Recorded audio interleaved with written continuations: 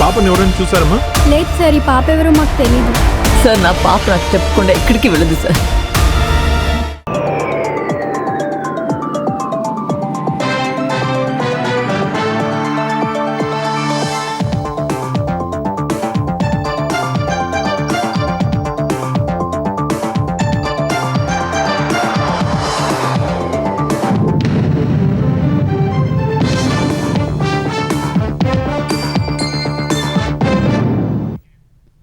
నమస్కారం, ETV news కి స్వాగతం. ముందుగా ముఖ్యాంశాలు.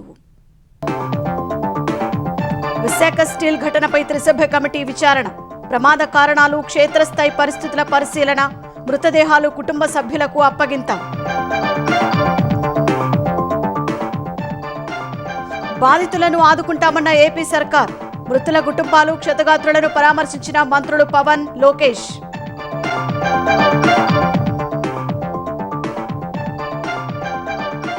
కోటి మంది మహిళలను కోటీశ్వరులను చేసే వరకు విశ్రమించబోనన్న రేవంత్, స్వయం సహాయ బృందాలకు 553 బస్సులు పంపిణీ చేసిన సీఎం. ఏసీబీకి చిక్కిన Telangana R&B engineering chief Mohan Nayak, 15 చోట్ల అధికారుల సోదాలు, 100 కోట్ల ఆస్తుల గుర్తింపు.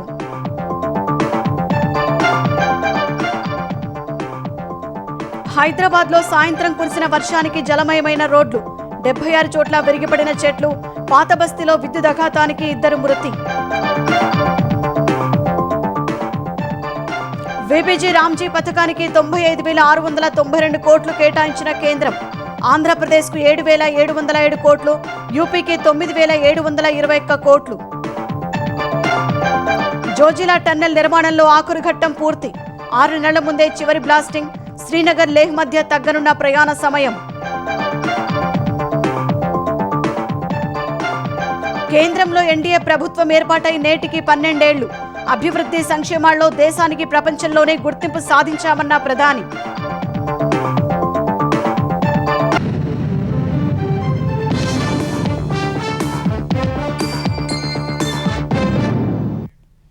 విశాఖ స్టీల్ ప్లాంట్ ప్రమాదంలో బాధిత కుటుంబాలకు ప్రభుత్వం అండగా ఉంటుందని మంత్రులు హామీ ఇచ్చారు. మృతుల కుటుంబాల బాధ్యత తమదేనని స్పష్టం చేశారు. ఘటనపై నిపుణుల కమిటీ నివేదిక ఆధారంగా చర్యలు ఉంటాయని వెల్లడించారు. పరిస్థితి సర్దుకున్నాక కార్మికుల కుటుంబాలను, సంఘాలను కలుస్తామని ఉప ముఖ్యమంత్రి పవన్ కళ్యాణ్, మంత్రి నారా లోకేష్ ప్రకటించారు. మృతదేహాలను బంధువులకు అప్పగించారు. విశాఖ స్టీల్ ప్లాంట్ ప్రమాదం నేపథ్యంలో ఉప ముఖ్యమంత్రి పవన్ కళ్యాణ్, లోకేష్ సహా ఇతర మంత్రులు హుటాహుటిన విశాఖపట్నం చేరుకొని బాధితులను పరామర్శించారు. Visakha KIMS icon, MGM 7 hills ఆసుపత్రుల్లో క్షతగాత్రులను పవన్ కళ్యాణ్ పరామర్శించారు. బాధితులకు మెరుగైన వైద్యం అందించాలని అధికారులను ఆయన ఆదేశించారు. మంత్రి లోకేష్ తో కలిసి స్టీల్ ప్లాంట్ లో ప్రమాద స్థలిని పవన్ పరిశీలించారు. కార్మికుల్ని అడిగి ప్రమాద వివరాలు తెలుసుకున్నారు. కార్మిక సంఘాలు కార్మికుల పక్షానే ఉండాలి తప్ప పార్టీలకి కొమ్ము కాయకూడదు హితవు పలికారు. త్వరలో స్టీల్ ప్లాంట్ కార్మికులతో ప్రత్యేకంగా సమావేశమై సమస్యలపై చర్చిస్తానని తెలిపారు. ఒక్కొక్క రెగ్యులర్ ఎంప్లాయీస్ ప్రాణాలు కోల్పోయిన వాళ్ళందరికీ కూడా 1,72,00,000 వారికి అందజేయడం జరుగుతూ ఉంది. అలాగే కాంట్రాక్ట్ ఎంప్లాయీస్ కి 45.75 లక్షలు, అలాగే వాళ్ళ ఎంటైటిల్డ్ టర్మినల్ బెనిఫిట్ తో పాటు మరణించిన వారి కుటుంబానికి 10 లక్షలు ఎక్స్గ్రేషియా, మరణించిన వారి కుటుంబ సభ్యులకు ఒక్కొక్కరికి ఉద్యోగం, సివియర్గా ఇంజూర్ అయిన వారికి 10 లక్షలు, అలాగే ట్రీట్మెంట్లో ఖర్చు మొత్తం రాష్ట్రీయ ఇస్పాట్ నిగమ్ లిమిటెడ్ వారు భరిస్తారు. పరవాడ కానీ, వైజాగ్ చుట్టుపక్కల ప్రాంతాల అనకాపల్లిలో కానీ ప్రతి 5-6 నెలలకి ఒక ఇలాంటి సంఘటనలు జరుగుతూ ఉన్నాయి. ఇది కొంచెం అలామింగ్గా ఉంది నాకు. యాజమాన్యాలు సేఫ్టీ ఆడిట్ ఎంతవరకు చేస్తున్నాయి, రాష్ట్ర ప్రభుత్వం నుంచి దీన్ని పర్యవేక్షణ చేయాల్సిన అధికార యంత్రాంగం ఎలా ఉంది, ఇండస్ట్రియల్ చీఫ్ ఇన్స్పెక్టర్. సపోజ్ ఏమైనా వైలేషన్స్ ఏమైనా ఉంటే వైలేషన్స్ ని మీరు రిపోర్ట్ చేశారా, లేదంటే వాళ్ళ దాని యాక్షన్ తీసుకోలేదు, ఇవన్నీ కూడా జరగాలి. విశాఖ స్టీల్ ప్లాంట్ ప్రమాదంలో మరణించిన కార్మికుల కుటుంబాలను మంత్రి లోకేష్ పరామర్శించారు. వారికి అండగా ఉంటామని భరోసా ఇచ్చారు. కింగ్ జార్జ్ ఆసుపత్రి, కిమ్స్, MGM ఆసుపత్రులకు వెళ్లి క్షతగాత్రులను పరామర్శించారు. ప్రమాదంపై నిపుణుల కమిటీ నివేదిక వచ్చిన అనంతరం బాధ్యులపై చర్యలు తీసుకుంటామని వెల్లడించారు. లోపం ఎక్కడుందో గుర్తించాల్సి ఉందన్నారు. ప్రమాదం దురదృష్టకరమన్న ఆయన కొందరు కార్మిక సంఘాల నాయకుల తీరు పై అసంతృప్తి వ్యక్తం చేశారు. మీకు వచ్చి కేవలం ఏదో చెక్ అందించేదానికి రాలేదు. ఆ కుటుంబాలకి శాశ్వతంగా అండగా నిలబడడానికి ఈరోజు ఎన్డీఏ ప్రభుత్వం అడిగేసింది. గతంలో ఎప్పుడు లేని విధంగా పర్మనెంట్ జాబ్ ఇస్తామని పెద్ద మనసు కుమారస్వామి గారు ఒక కార్మిక సంఘాల నాయకులే ఎంత బాధ చేసినట్టు వాళ్ళు మాట్లాడే విధానం చూస్తే ఆ డబ్బులు ఇచ్చేయండి, డబ్బులు ఇచ్చేయండి అంటే డబ్బులు ఇచ్చి చేతులు దులుపుకుని వెళ్ళిపోమంటారు మమ్మల్ని. ఒక కార్మిక నాయకుడు ఏమన్నాడంటే అసలు మీరు ప్యాకేజ్ ఇవ్వకుని ఉంటే ప్లాంట్ తెరిసేది కాదు కదా, ప్లాంట్ తెరుచుకుని ఉంటే మంచి చనిపోయాడు కాదు కదా. మాట్లాడే విధానం అండి ఇదే. మేము ఇక్కడ కేవలం ఏదో డబ్బులు ఇచ్చేసి చేతులు దుప్పుకుని వెళ్ళాక రాలేదు. ఆ కుటుంబాన్ని అండగా ఉంటాం. మొత్తం అంత్యక్రియలు అయిన తర్వాత పెద్ద కర్మైన తర్వాత కుటుంబాలు మేము కలుస్తాం. వాళ్ళ పిల్లల్ని చూసుకోవాల్సిన బాధ్యత కూడా మా పైన ఉంది. ఈరోజు ఎవరు వచ్చారండి ఇక్కడికి? టీమ్ 11 కెప్టెన్ వచ్చాడు ఇక్కడికి? లేదు కదా.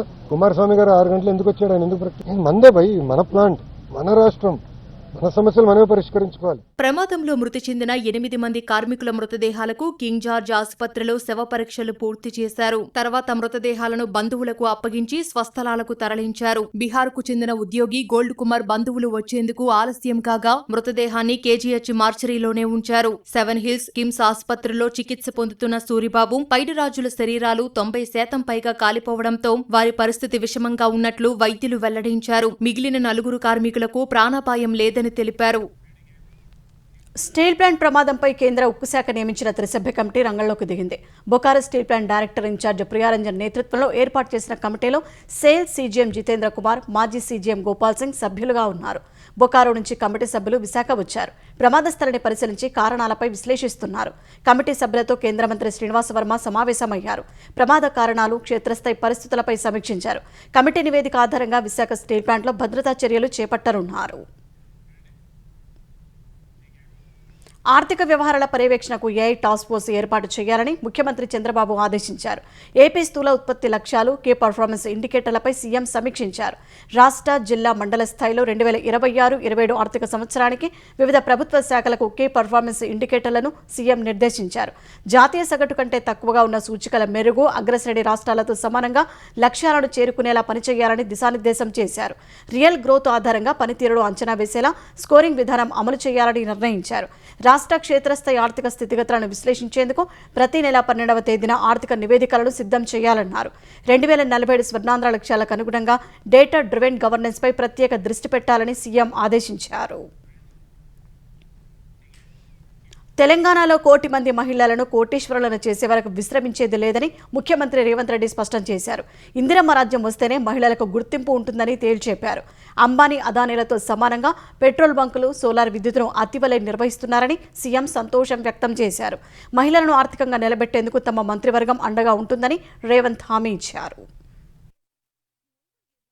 ఇందిరా మహిళా శక్తి పథకంలో భాగంగా స్వయం సహాయక బృందాలకు 553 ఆర్టీసీ బస్సులను సీఎం రేవంత్ రెడ్డి పంపిణీ చేశారు. సికింద్రాబాద్ పరేడ్ గ్రౌండ్స్ లో జరిగిన కార్యక్రమంలో ఆర్టీసీ హైర్ చేసుకున్న 553 బస్సులను సీఎం, మంత్రులు జెండా ఊపి ప్రారంభించారు. ఈ సందర్భంగా మహిళా సంఘాలకు ఆర్టీసీ అద్దె బస్సుల హైర్ ఛార్జీల చెక్కులను పంపిణీ చేశారు. అనంతరం పరేడ్ గ్రౌండ్స్ లో జరిగిన సభలో పాల్గొన్న సీఎం 3000 ఆర్టీసీ బస్సులను మహిళా సంఘాల ద్వారా ఆర్టీసీలోకి తీసుకుంటామని చెప్పారు. జాతీయ అధ్యక్ష పదవిని మహిళకు ఇవ్వాలని బీజేపీ ఆలోచించలేదని విమర్శించారు. బీఆర్ఎస్ తొలి 5 ఏళ్లలో మహిళకు ఒక్క మంత్రి పదవిని ఇవ్వలేదని దుయ్యబట్టారు. తాము అధికారంలోకి రాగానే 2 మంత్రి పదవులు ఇచ్చామని గుర్తు చేశారు. మహిళా సంఘాలు పెట్రోల్ బంకులు నడుపుకునేందుకు రాష్ట్ర వ్యాప్తంగా ఖాళీగా ఉన్న ప్రభుత్వ స్థలాలను కేటాయించాలని కలెక్టర్లను ఆదేశించినట్లు రేవంత్ చెప్పారు. పట్టణ ప్రాంతాల్లో ఇందిరమ్మ ఇల్లు నిర్మించి మహిళల పేరు మీదే ఇస్తామని ప్రకటించారు. త్వరలోనే జిల్లా మహిళా శక్తి భవనాలు నిర్మిస్తామన్నారు. 1 కోటి మంది మహిళలను కోటీశ్వరులను చేసే వరకు విశ్రమించబోనని సీఎం స్పష్టం చేశారు. మిమ్మల్ని కోటీశ్వరులను చేసే వరకు విశ్రమించేదే లేదు. మీకు ఏమి కావాలని చేయడానికి మీ సోదరుడు ముఖ్యమంత్రిగా తెలంగాణ రాష్ట్రంలో ఉన్నాడు. ప్రతి పార్లమెంటు నియోజకవర్గానికి నేను వస్తా. వ్యాపార ప్రణాళికలు సిద్ధం చేసుకోండి. పెట్టుబడులు ఇవ్వడమే కాదు, వ్యాపారాన్ని మీ చేతుల ద్వారా ప్రభుత్వ సరఫరా అంతా కూడా మీకు అప్పచెప్పే బాధ్యత నేను తీసుకుంటా. ఈ ప్రభుత్వంలో మహిళా శక్తికి చోటు ఉంది. 1 కోటి మంది మహిళల్ని కోటీశ్వరులను చేయడమే లక్ష్యంగా 2034 వరకు మీ ఆశీర్వాదంతో ఈ ప్రభుత్వాన్ని నడిపిస్తాం. సీతక్క నాయకత్వంలో మా ఆడబిడ్డలందరినీ కూడా నిలబెట్టే బాధ్యత నేను, నా మంత్రివర్గ సహచరులను తీసుకుంటాం. సీఎం బస్సులను ప్రారంభించిన వెంటనే భారీ వర్షం కురిసింది. వర్షంలోనే సభ జరగ్గా ఆ సమయంలో వీచిన బలమైన గాలులకు సభ కోసం కట్టిన సైడ్ టెంట్లు ఎగిరిపోయాయి. పోలీసులు, నిర్వాహకులు వాటిని పట్టుకునే ప్రయత్నం చేశారు. తెలంగాణలో నైరుతి రుతుపవనాలు విస్తరిస్తున్న వేళ ఈ సాయంత్రం హైదరాబాద్లోని పలు ప్రాంతాల్లో మోస్తరు నుంచి భారీ వర్షం పడింది. పలు చోట్ల రోడ్లపై నీరు చేరి వాహనదారులు ఇబ్బందులు పడ్డారు. ఈదురుగాలులకు కొన్ని ప్రాంతాల్లో విద్యుత్ సరఫరాలో అంతరాయం కలిగింది. పంజాగుట్ట, కూకట్పల్లి, కేపీహెచ్బీ, ప్రగతినగర్ ప్రాంతాల్లో వాన పడింది. గచ్చిబౌలి, లింగంపల్లి, హైటెక్ సిటీ, మియాపూర్, చందానగర్, ముషీరాబాద్ ప్రాంతాల్లో భారీగా వర్షం కురిసింది. కార్వాన్, మెహదీపట్నం, మాదాపూర్, కొండాపూర్, రాయదుర్గం ప్రాంతాల్లో కురిసిన వానతో జనాలు తడిసి ముద్దయ్యారు. యూసఫ్గూడ, బోరబండ, జోబ్రేల్స్, బంజారాహిల్స్, హైదర్గూడ, లకడికాపుల్, ట్యాంక్బండ్ ప్రాంతాల్లో భారీ వాన కురిసింది. హైదర్గూడలో పెద్ద చెట్టు కూలి ట్రాఫిక్ జామ్ అయింది. నారాయణగూడ, హిమాయత్ నగర్, కోటి, సుల్తాన్ బజార్, ఆబేడ్స్, బషీర్బాగ్, నాంపల్లిలో ధాటిగా వర్షం పడింది. RTC cross road, Chikkadpally, Baghlingampally, Gandhinagar, Bholakpur, Kavadiguda, Chilkalguda, Ramnagar, Vidyanagar పరిసర ప్రాంతాల్లో జోరుగా వర్షం కురిసింది. రామ్నగర్ విఎస్టీ రోడ్డులో చెట్టు కూలింది. సికింద్రాబాద్, బోయిన్పల్లి, తిరుమలగిరి, అల్వాల్, బొల్లారంలో కురిసిన వర్షానికి వాహనదారులు ఇబ్బంది పడ్డారు. ప్యాట్నీ, ప్యారడైజ్, మారేడుపల్లి, జేబీఎస్, బేగంపేటలో మోస్తరు వర్షం పడింది. మొత్తం 76 చోట్ల చెట్లు కూలగా హైడ్రా సహాయ చర్యలు చేపట్టింది. హైదరాబాద్ పాతబస్తీ బండ్లగూడలో కరెంటు తీగలు తెగిపడి 2 మృతి చెందారు. రాయల్సీ హోటల్ వద్ద వర్షానికి కరెంటు తీగలు తెగి రోడ్డుపై పడ్డాయి. అదే సమయంలో 25 ఏళ్ల జాఫర్, 16 ఏళ్ల అబు ఆటోలో వచ్చి అక్కడ దిగారు. తెగిపడిన కరెంటు తీగలను గమనించకుండా ముందుకు వెళ్లడంతో 2 కరెంట్ షాక్ కొట్టి కింద పడిపోయారు. జాఫర్ అక్కడికక్కడే ప్రాణాలు విడిచాడు. అబును ఆసుపత్రికి తరలిస్తుండగా మృతి చెందాడు. వీబీజీ రామ్జీ పథకం సజావుగా సాగేందుకు కేంద్రం 95,692 కోట్ల రూపాయల నిధులను ప్రకటించింది. ఏ రాష్ట్రానికి నిధులు తగ్గించబోమని కేంద్ర గ్రామీణాభివృద్ధి శాఖ మంత్రి శివరాజ్ సింగ్ చౌహాన్ స్పష్టం చేశారు. జూలై 1 నుంచి ఈ పథకం అమలులోకి రానుందని చెప్పారు. గ్రామీణ ఉపాధి పనులకు ఎలాంటి అంతరాయం కలగకుండా చూసేందుకు ఈ నిధులను తాత్కాలికంగా కేటాయించినట్టు తెలిపారు. రాష్ట్రాల వాటాను కూడా కలిపితే ఈ పథకం వార్షిక వ్యయం దాదాపు 1.51 లక్షల కోట్లుగా ఉండనుంది. ఈ తాత్కాలిక నిధుల్లో అత్యధికంగా ఉత్తరప్రదేశ్కు 9,721 కోట్లు దక్కగా ఆంధ్రప్రదేశ్కు 7,707 కోట్లు కేటాయించారు. తెలంగాణ మరో 3 రాష్ట్రాలు కొన్ని ప్రక్రియలను పూర్తి చేయాల్సి ఉన్నప్పటికీ పథకం అమలుకు సిద్ధంగా ఉన్నట్లు కేంద్రానికి తెలిపాయి. మహాత్మాగాంధీ జాతీయ గ్రామీణ ఉపాధి హామీ పథకం స్థానంలో కేంద్రం వీబీజీ రామ్జీ పథకాన్ని తీసుకొచ్చింది. 140 కోట్ల మంది పౌరుల ఆశీస్సులు దేశమే అన్నింటికంటే ముందు అనే స్ఫూర్తితో 12 ఏళ్ల నుంచి ముందుకు సాగుతున్నట్టు ప్రధాని నరేంద్ర మోదీ అన్నారు. కేంద్రంలో తన నేతృత్వంలో ఎన్డీఏ ప్రభుత్వం ఏర్పాటై ఇవాళ్టికి 12 ఏళ్లు పూర్తయిన వేళ ఆయన సామాజిక మాధ్యమాల్లో పోస్టు పెట్టారు. ఈ 12 ఏళ్ల పాలనలో విశ్వాసం, అభివృద్ధి, ప్రజా సంక్షేమం కోసం పూర్తి అంకితభావంతో పనిచేసినట్టు తన పోస్టులో మోదీ తెలిపారు. యువత, మహిళలు, రైతులను సాధికారులుగా తీర్చిదిద్దడంలో ఎలాంటి ప్రయత్నాన్ని వదిలిపెట్టలేదన్నారు. ఈ అవిశ్రాంత కృషి ఫలితంగానే మౌలిక సదుపాయాల కల్పన నుంచి డిజిటల్ విప్లవం వరకు అన్ని రంగాల్లో ప్రపంచ వేదికపై దేశానికి ఒక కొత్త గుర్తింపు లభించిందని ప్రధాని వివరించారు. దేశ నిర్మాణంలో అంకిత భావం, సేవా భావన తమకు అమూల్యమైన సంపదగా నిలిచాయన్నారు. సబ్కా సాథ్, సబ్కా వికాస్ పూర్తితో చేసిన నిరంతర కృషి ద్వారా బలమైన స్వయం సమృద్ధ దేశం దిశగా భారత్ అడుగులు వేస్తోందని తెలిపారు. ప్రధానిగా ఎక్కువ కాలం పనిచేసిన నేతగా మోదీ రేపటితో జవహర్లాల్ నెహ్రూ రికార్డును అధిగమించనున్నారు. తెలంగాణ కాంగ్రెస్ వ్యవహారాల ఇన్ఛార్జి మీనాక్షి నటరాజన్కు గట్టి షాక్ తగిలింది. మధ్యప్రదేశ్ నుంచి ఆమె రాజ్యసభ ఎన్నికలకు నామినేషన్ వేయగా రిటర్నింగ్ అధికారి తిరస్కరించారు. కేసుల వివరాలను ఆమె అఫిడవిట్లో వెళ్లనిచ్చకుండా దాచిపెట్టారని బీజేపీ నేత మహేష్ కేవత్ చేసిన ఫిర్యాదుతో ఈ చర్యలు తీసుకున్నారు. మీనాక్షి నటరాజన్పై తెలంగాణలో నమోదైన ఓ కేసు వివరాలను దాచిపెట్టినట్లు మహేష్ కేవత్ ఫిర్యాదులో పేర్కొన్నారు. సుప్రీంకోర్టు మార్గదర్శకాల ప్రకారం ఈ సమాచారాన్ని ఖచ్చితంగా ఇవ్వాలని చెప్పారు. ఈ నిబంధనల ఆధారంగానే అభ్యంతరం వ్యక్తం చేసినట్టు తెలిపారు. ఈ పరిణామంపై మధ్యప్రదేశ్ కాంగ్రెస్ ఇన్ఛార్జి హరీష్ చౌదరి తీవ్ర అసహనం వ్యక్తం చేశారు. మీనాక్షి నటరాజన్పై తెలంగాణలో ఎలాంటి కేసు నమోదు కాలేదని, కోర్టు నుంచి షోకాజ్ నోటీసు మాత్రమే వచ్చిందని, దానిని అఫిడవిట్లో పేర్కొనాల్సిన అవసరం లేదని ఆయన వాదించారు. మరోవైపు ఈ వ్యవహారంపై ఫిర్యాదు చేసేందుకు కాంగ్రెస్ కీలక నేతలు జయరాం రమేష్, కేసీ వేణుగోపాల్, సచిన్ పైలట్ ఢిల్లీలోని ఈసీ కార్యాలయానికి వెళ్లారు. లోపలికి వెళ్లేందుకు అనుమతి లేదని పోలీసులు అడ్డుకోగా స్వల్ప వాగ్వాదం చోటు చేసుకుంది. దీంతో గేటు బయట బైఠాయించి నిరసన తెలుపుతున్నారు. తెలంగాణ రోడ్లు భవనాల శాఖ ఇంజనీరింగ్ చీఫ్ మోహన్ నాయక్ నివాసం సహా 15 చోట్ల ఏసీబీ అధికారులు నిర్వహించిన సోదాల్లో భారీగా ఆస్తులు గుర్తించారు. ఉదయం నుంచి మియాపూర్, నిజామాబాద్ సహా ఇతర ప్రాంతాల్లో చేసిన సోదాల్లో 18 కోట్ల రూపాయలకు పైగా ఆస్తులు గుర్తించారు. వాటి విలువ బహిరంగ మార్కెట్లో 100 కోట్ల రూపాయలకు పైగా ఉంటుందని అధికారులు తెలిపారు. నిజామాబాద్ జిల్లా ముల్లంగి గ్రామంలో 19.38 ఎకరాల వ్యవసాయ భూమి, హైదరాబాద్ కొంపల్లిలో 3 ప్లాట్లు, గచ్చిబౌలిలో 4 ప్లాట్లు గుర్తించారు. మియాపూర్లో ఒక విల్లా, కూకట్పల్లిలో ఒక ఇల్లు, బ్యాంకు ఖాతాలో 1 1.44 కోట్ల రూపాయల నగదు, 2.5 కిలోల బంగారం, 6 కిలోల వెండి, ఖరీదైన గృహోపకరణాలను అధికారులు స్వాధీనం చేసుకున్నారు. తెలంగాణ నుంచి కొనుగోలు చేసే ధాన్యాన్ని కేంద్రం ఏటా తగ్గిస్తోందని పౌర సరఫరాల శాఖ మంత్రి ఉత్తమ్ కుమార్ రెడ్డి ఆక్షేపించారు. తెలంగాణలో ధాన్యం ఉత్పత్తి పెరుగుతుంటే కేంద్రం మాత్రం కొనుగోలు చేయడం లేదని ధ్వజమెత్తారు. ఈ యాసంగిలో కేంద్రం 52 లక్షల మెట్రిక్ టన్నులు కొనుగోలు చేయాలని చెప్పినప్పటికీ ఇప్పటికే 75 లక్షల మెట్రిక్ టన్నుల వడ్లు కొన్నామని ఉత్తమ్ వెల్లడించారు. గత బీఆర్ఎస్ ప్రభుత్వం ఇప్పటికంటే తక్కువ ధాన్యం సేకరించిందని చెప్పారు. బీజేపీ పాలిత రాష్ట్రాల్లో కూడా ఇంత ధాన్యం సేకరణ చేయలేదని తెలిపారు. మేమేమో వరి ధాన్యం ప్రొడక్షన్ పెంచుకుంటూ పోతుంటే కేంద్రంలో ఉన్న బీజేపీ ఏమో తెలంగాణ రాష్ట్రం నుంచి కొనుగోలు చేసే వరి తగ్గించుకుంటూ పోతుంది. వాళ్ళ కొనుగోలు పెరగాలి, because we are following MSP policy. కేంద్ర ప్రభుత్వం ఏమో రాష్ట్రం మీద ఆర్థిక భారం మోపిన వరి రైతుకి ఇబ్బంది పడకుండా ఎంఎస్పీ ధర మీద, ఎంఎస్పీ కండిషన్ మీద ఆ ఆర్థిక భారం మోస్తూ కొనుగోలు చేస్తున్న విషయం కూడా మనం చేస్తున్నాం. ముఖ్యమంత్రి రేవంత్ రెడ్డి తనపై పదే అసత్య ఆరోపణలు చేస్తున్నారని కేంద్ర మంత్రి కిషన్ రెడ్డి మండిపడ్డారు. తెలంగాణకు సంబంధించిన ఏ ప్రాజెక్టును తాను అడ్డుకున్నారో నిరూపించాలని సవాల్ చేశారు. ఇందుకోసం సీనియర్ జర్నలిస్టులతో కమిటీ వేయాలని డిమాండ్ చేశారు. కాంగ్రెస్ ప్రభుత్వంలో మంత్రులు యథేచ్ఛగా అవినీతికి పాల్పడుతున్నారని కిషన్ రెడ్డి ఆరోపించారు.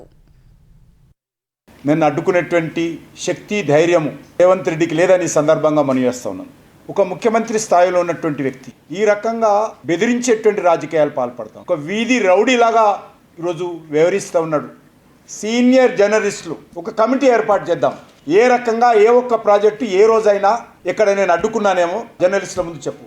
జర్నలిస్టులు నివేదిక ఏది ఇస్తే ఆ నివేదికకు నేను కట్టుబడి ఉంటాను. రాజీనామా చేయడానికి కూడా సిద్ధంగా ఉంటాను. రొయ్యల మేత ధరల పెంపుపై రైతులు, తయారీదారులు పరస్పర అంగీకారానికి రావాలని ఆంధ్రప్రదేశ్ వ్యవసాయ శాఖ మంత్రి అచ్చెన్నాయుడు సూచించారు. ధరల నిర్ణయంలో శాస్త్రీయ విధానం అవసరమని ఆయన స్పష్టం చేశారు. విజయవాడ తాడిగడప వద్ద ఉన్న మత్స్యశాఖ కార్యాలయంలో మంత్రి అచ్చెన్నాయుడు రొయ్యల రైతులు, ఫీడ్ తయారీ సంస్థల ప్రతినిధులతో ఉన్నత స్థాయి సమావేశం నిర్వహించారు. ఈ సందర్భంగా రొయ్యల మేత ధరల పెంపును నియంత్రించాలని ఆక్వా రైతులు విజ్ఞప్తి చేశారు. తాత్కాలికంగా కిలోపై 6 రూపాయలు మాత్రమే పెంచాలని కోరారు. ఫిష్ మీల్, సోయాబీన్ ధరల పెరుగుదలతో ఉత్పత్తి వ్యయాలు పెరిగినట్లు తయారీదారులు వివరణ ఇచ్చారు. ధరల పెంపుపై సీబా, మత్స్యశాఖ, రైతు సంఘాలు తయారీదారులతో కమిటీ ఏర్పాటుకు ప్రతిపాదించారు. కొత్త విధానం వచ్చే వరకు కిలోకు 12 రూపాయల చొప్పున పెంచుతామన్నారు. సమస్యకు త్వరితగతిన పరిష్కారం కనుగొనాలని అచ్చెన్నాయుడు సూచించారు. రాజ్యసభ అభ్యర్థిత్వాలపై వైసీపీ చేస్తున్న విమర్శల పట్ల తెలుగుదేశం రాజ్యసభ అభ్యర్థి సానా సతీష్ మండిపడ్డారు. వైసీపీ అధికారంలో ఉండగా 11 మందికి రాజ్యసభ ఇచ్చి ఒక్క మహిళకైనా ఎందుకు ఇవ్వలేదని ఆయన ప్రశ్నించారు. తల్లి, చెల్లికి వెన్నుపోటు పొడిచిన జగన్ మహిళల గురించి మాట్లాడటం విడ్డూరమని విమర్శించారు.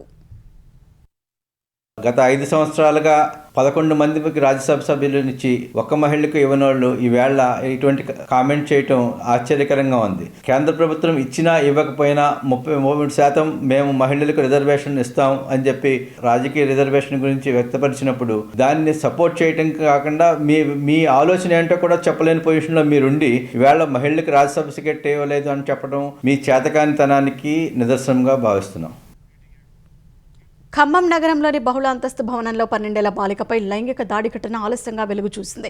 భవనంలో వాచ్మెన్గా పనిచేస్తున్న అమ్మమ్మ, తాతయ్య వద్దకు ఖమ్మం గ్రామీణ మండలానికి చెందిన బాలిక 10 రోజుల కిందట వచ్చింది. ఈ నెల 6వ తేదీన భవనం పక్కనే తీవ్ర గాయాలతో పడి ఉన్న బాలికను అమ్మమ్మ, తాతయ్య ఆసుపత్రికి తరలించారు. సోమవారం సాయంత్రం స్పృహలోకి వచ్చిన బాలిక అదే భవనంలో నివసించే 45 ఏళ్ల గౌస్పాషా అనే వ్యక్తి లైంగిక దాడి చేసినట్లు చెప్పిందని సమాచారం.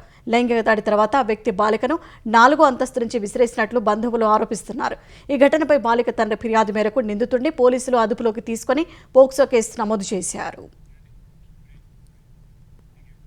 ఇరాన్తో ఒప్పందానికి చేరువలో ఉన్నామని అమెరికా అధ్యక్షుడు డొనాల్డ్ ట్రంప్ తెలిపారు. టెహ్రాన్పై వైమానిక దాడులు చేయడం సులువైనప్పటికీ దానివల్ల ప్రాంతీయ స్థిరత్వం దెబ్బతింటుందని అన్నారు. న్యూయార్క్లో NBA ఫైనల్ వీక్షించిన అనంతరం ఫ్లోరిడా వెళ్తూ ట్రంప్ మీడియాతో మాట్లాడారు. బాంబు దాడులు చేస్తే వ్యూహాత్మక హర్ముజ్ జలసంధి నెలల తరబడి మూతపడే ప్రమాదం ఉందన్నారు. తాము చేపడుతున్న ఇరాన్ ఓడరేవుల దిగ్బంధనం వైమానిక దాడుల కంటే ఎక్కువ ఫలితాలను ఇస్తోందని చెప్పారు. ఎగుమతులు తగ్గి ఆర్థిక వ్యవస్థ తీవ్రంగా దెబ్బతినడంతో ఇరాన్ ఒప్పందానికి ముందుకొచ్చిందని వెల్లడించారు. ఇరాన్పై ఇజ్రాయెల్ దాడుల పట్ల ట్రంప్ అసంతృప్తి వ్యక్తం చేశారు. పరిస్థితిని అదుపులోకి తెచ్చేందుకు తాను ఇజ్రాయెల్ ప్రధాని నెతన్యాహుతో ఫోన్లో మాట్లాడినట్టు ట్రంప్ వెల్లడించారు. ఇరాన్పై దాడులు ఆపకపోతే అమెరికా మద్దతు కోల్పోవాల్సి వస్తుందని నెతన్యాహును హెచ్చరించినట్లు తెలిపారు. పాకిస్తాన్ ఆక్రమిత కశ్మీర్లో మరోసారి హింస తలెత్తింది. అవామీ యాక్షన్ కమిటీపై నిషేధానికి వ్యతిరేకంగా నిరసనలు చేస్తున్న పౌరులపై పాక్ సైన్యం కాల్పులు జరిపింది. ఈ క్రమంలో చెలరేగిన అడ్డాలలో పలువురు భద్రతా సిబ్బంది సహా మొత్తం 30 మంది ప్రాణాలు కోల్పోయినట్లు పాక్ ప్రభుత్వం తెలిపింది. 200 మంది గాయపడ్డారు. అనేక మందిని పోలీసులు అరెస్ట్ చేశారు.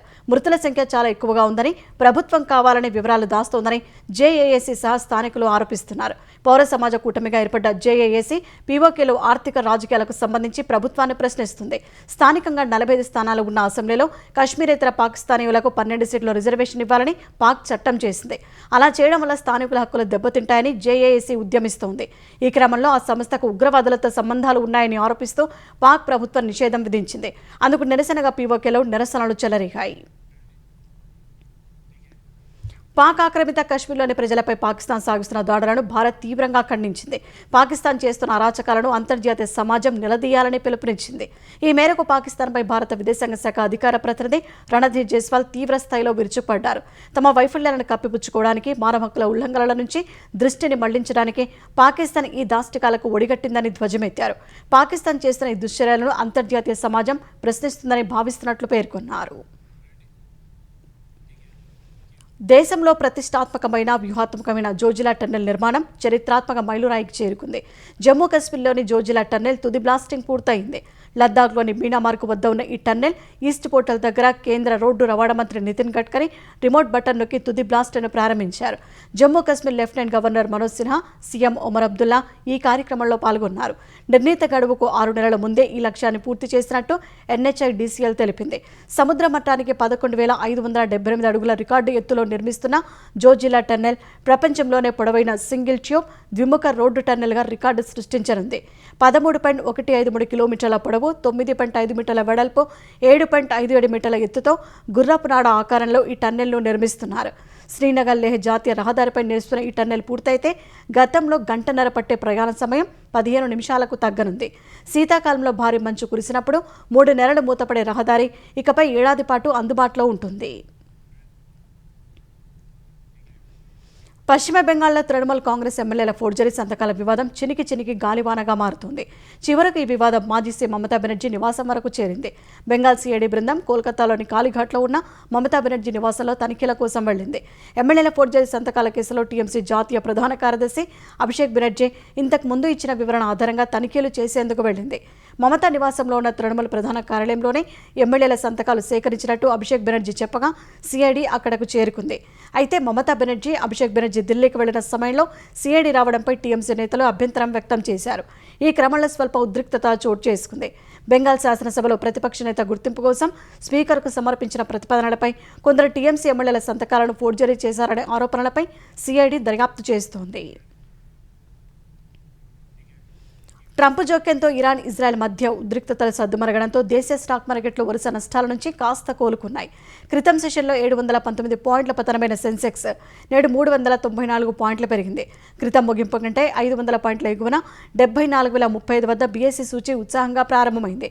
ప్రారంభ స్థాయి గరిష్ట స్థాయి కాగా మదుపరులు ఆచితూచి స్పందించడంతో మార్కెట్లు హెచ్చుతగ్గులకు లోనయ్యాయి. అమ్మకాల ఒత్తిడితో ఒక దశలో 73,426 పాయింట్ల కనిష్ట స్థాయికి సూచీ పతనమైంది. తర్వాత అంతర్జాతీయ మార్కెట్ల నుంచి సానుకూల సంకేతాలతో కోలుకున్న సెన్సెక్స్ చివరకు 73,919 పాయింట్ల వద్ద స్థిరపడింది.